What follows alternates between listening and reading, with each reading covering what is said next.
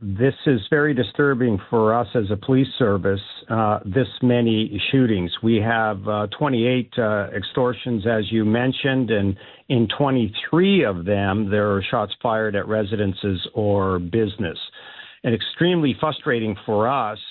We are investigating these, and we are getting closer, but it is frustrating, and I certainly feel for those that are receiving these threats, and I feel for those businesses that have had shots fired at them.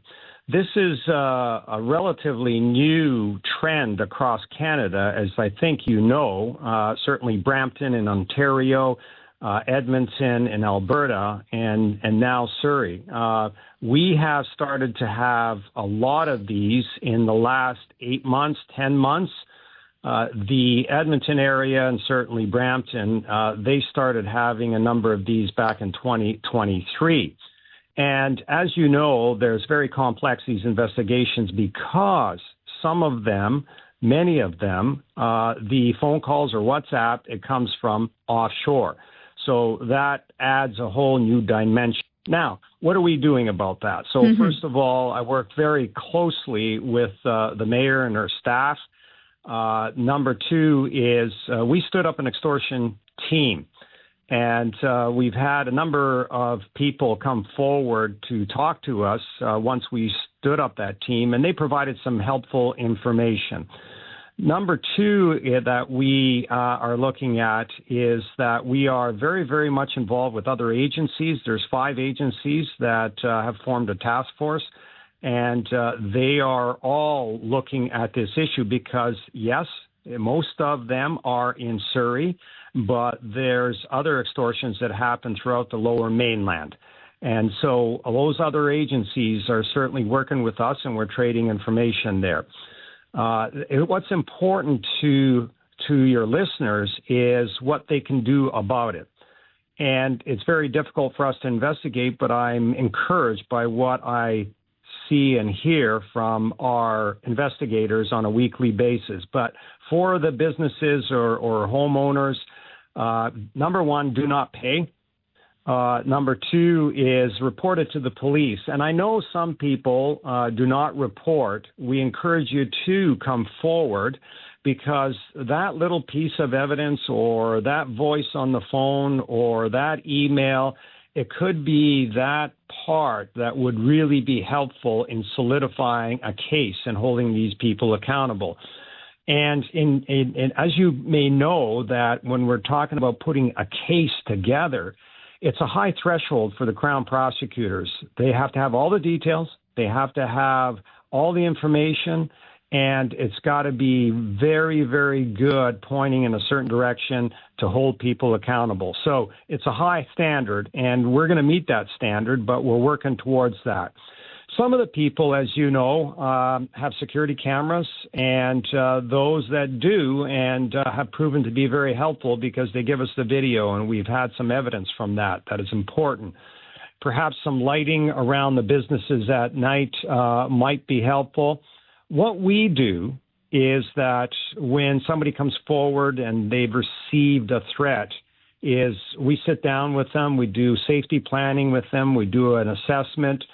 You have seen in the past in some of these areas, we've had cameras, and we use other techniques that we won't talk about in the public, but we use other techniques to gather evidence.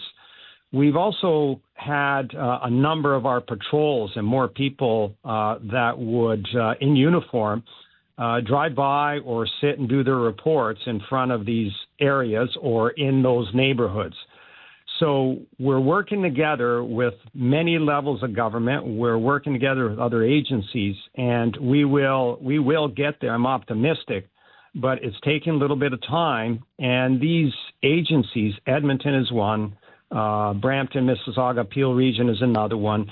They've been working some of their cases for over a year before they could put it all together, just because of the complexity of it. So we're all in this together. And again, it's something that I'm frustrated about, and I feel for the community, but know that we are leaving no stone unturned. And we are really working hard with a number of people and a lot of hours that are put into this. And hopefully we'll get there sooner rather than later. Chief, the people of Surrey were very hopeful about the municipal police coming to Surrey. Unfortunately, with all this, whatever is happening, people's trust is shaking. What message do you have for the people of Surrey? Yes, my message is that this is a top priority for the Surrey Police Service. I understand the fear. I understand the frustration. And we work very hard in order to have that trust with the community. We are a brand new service. We have a lot to offer. We do have a community policing model. You're aware that we are in charge of Whalley and in Newton, and we just started to take over a part of South Surrey. We will continue in that dialogue with the community. This is a new trend that started late 2024, and then, of course, through 2025. And we are looking to stop it, mitigate it, and hold those people accountable. Chief, tell me, which police force is better equipped in dealing with such severe crimes like extortions, like shootings? Is it the municipal police or the federal police agency like RCMP? We are all of the same caliber. That is to say, our skill sets is the same across all agencies. We have very good investigators. The RCMP does.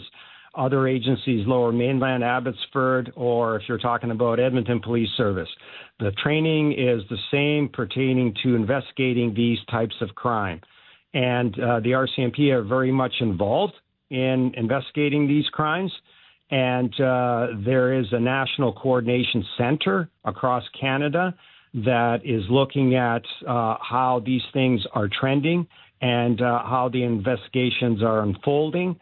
And so all police agencies are of the same caliber, at the same level, and we all have the same skill set. So know that we are putting together very good teams of the RCMP, of municipal police services, in order to find these people and hold them accountable.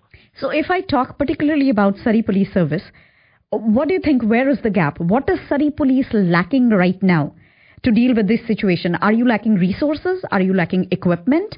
If you are lacking something, have you reached out to the provincial or the federal authorities for more help? We are not lacking resources. We're not lacking equipment.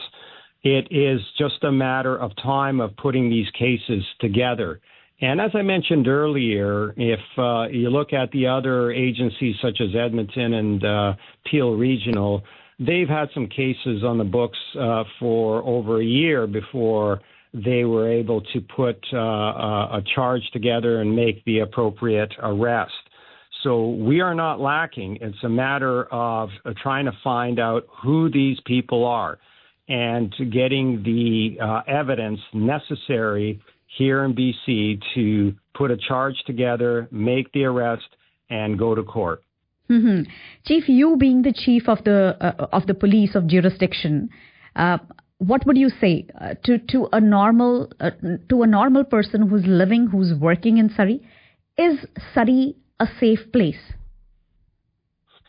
If you look at the data over the last number of years, the violent crime in Surrey is trending down. I'd like it to be lower, and I'm going to work to make it lower, but it is trending down. And if you look at Stats Canada, we are doing better. We are doing better than the average in British Columbia.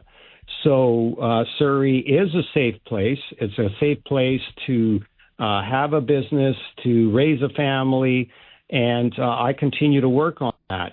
It's unfortunate, but we have this spike of trends that have really crisscrossed Canada, and we have to deal with these extortions. That is the top priority right now. As you recall, over the last number of years, I'll say if you go back to 8-10 years, there was a lot of gangland shootings.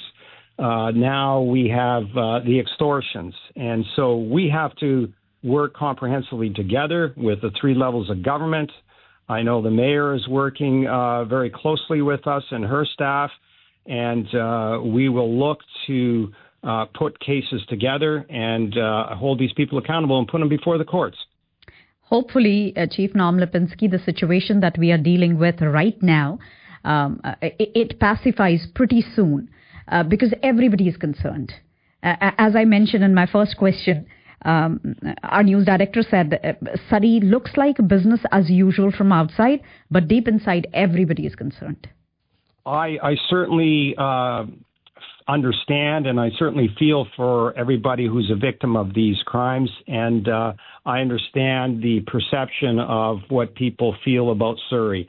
And we're going to work very hard to turn that around, and we do so every day.